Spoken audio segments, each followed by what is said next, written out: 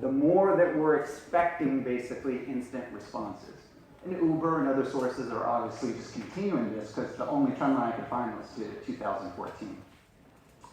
So we'll take a look at some interesting other stats and how this basically impacts you. Everyone knows most of these, which are telling you that 99% of people searching the internet.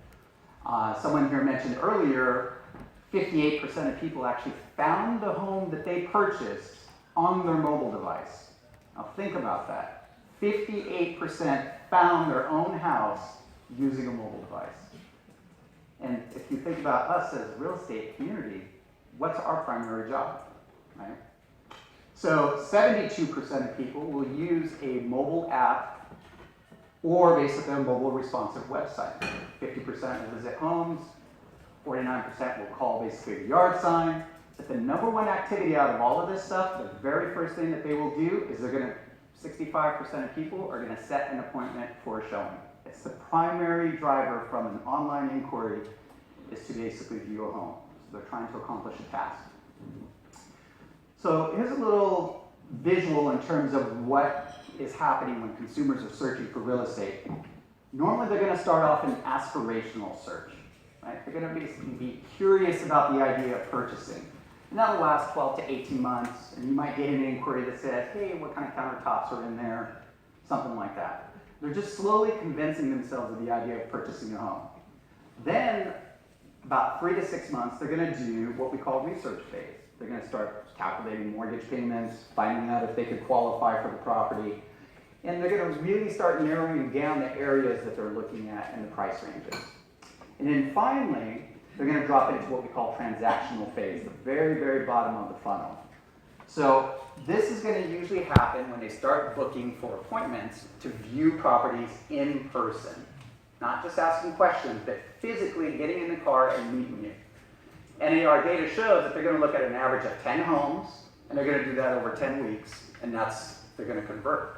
So if you're being asked to go on property showings, you're already at that bottom of the funnel. So it's critical for you to basically be hyper responsive to be able to take care of those people.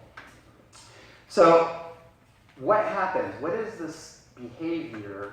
Why are these customers jumping all over the place? And why do they not seem loyal anymore, right? So the stimulus is that I do a search, I find a property I'm interested in, and I want to buy that property, or I want to go see that property. And I make that inquiry, but then this is what happens. Okay?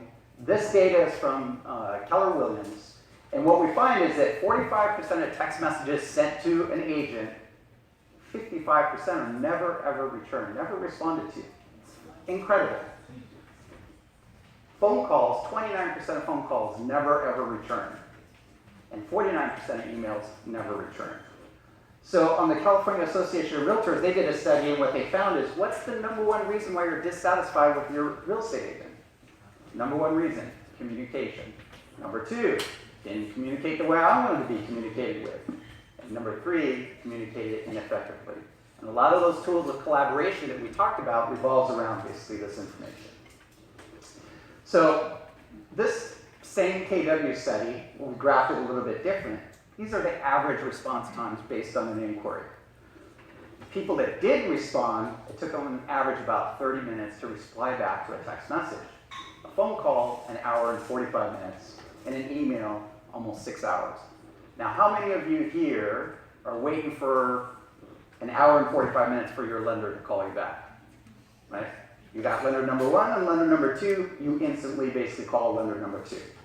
So what we know is that we're supposed to respond quickly, ideally in 5 minutes or less. But look at what our average response time is, close to 3 hours. Big disconnect there. So behavior, stimulus, customer basically says, I'm going to inquire, I'd like to be responsive and work with someone, but if they don't reply, behavior has taught me that I'm just going to inquire with somebody else. That's a faster path. Okay?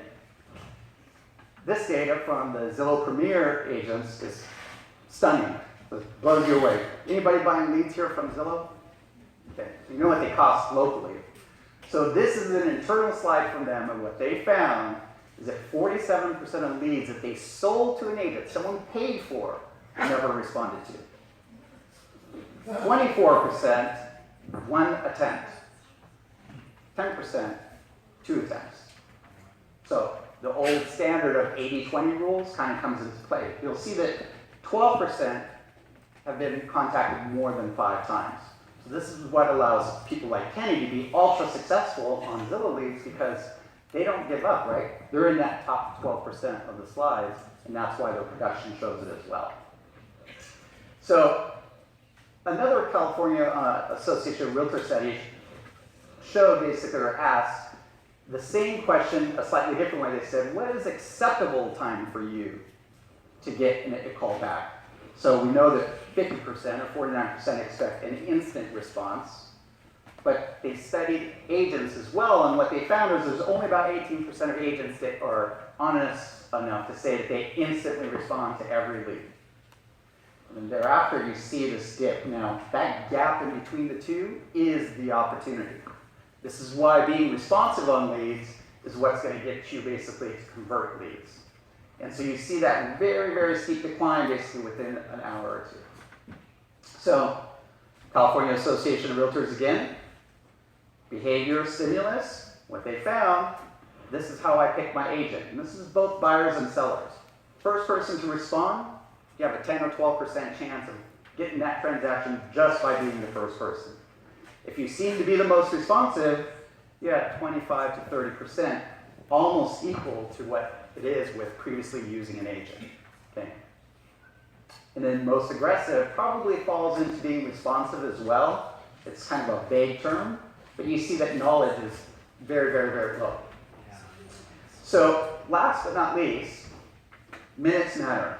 What we mean by this is responding quickly. What is the impact of that? Responding in a minute or less, you're going to have about a 40% chance of contacting that person. Okay. This is from a combination of Zillow data and basically another study called Velocify. And what they found is that if you respond in a minute or less, you have a 40% chance of getting a hold of them, and your lead conversion goes up by nearly 400%. And then you can see this very steep decline thereafter. Within 30 minutes, you're pretty much gone. But look at the gap between 1 minute and 3 minutes. That's how quickly we change, right? Behavior stimulus. So how do you win in this new world? Obviously, we got to respond quickly. It's the single most important thing, backed up by data, and it's how you basically win the game. The second thing I would say is that you have to become human again. We have to connect with people and have long, meaningful conversations, because if they're inquiring with multiple people, who's going to stand out? The person that tried to hand them off and sent them an email alert, or the person that tried to have a 20-minute conversation and build trust and rapport with them? So we got to go back to our roots of selling and being consultants. And we need to actively listen, because when you actively listen, you're able to ask intelligent questions that allows you to build rapport, trust, and it gives you the opportunity to show your knowledge. So, circling all the way back around, average human attention span before the cell phone, 12 seconds. After the cell phone, 8 seconds now. So, it's pretty amazing. 34% decrease in time.